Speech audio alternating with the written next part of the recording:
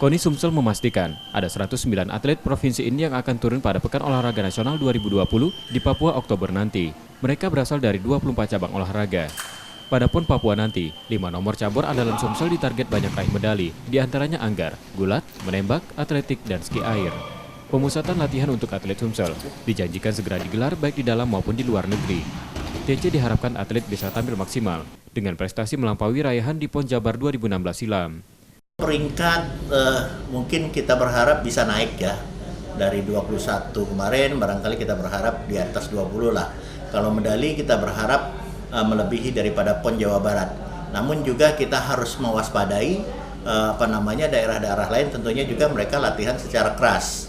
Nah, untuk itu tentunya kita berharap melalui Ketua Umum dapat merekomendasikan kepada Bapak Gubernur barangkali dapat mengirimkan atlet untuk training camp baik di dalam maupun di luar negeri. Persiapan TC atlet Sumsel hanya memiliki waktu singkat sebelum PON dihelat. Nur Muhammad, Kompas TV, Palembang.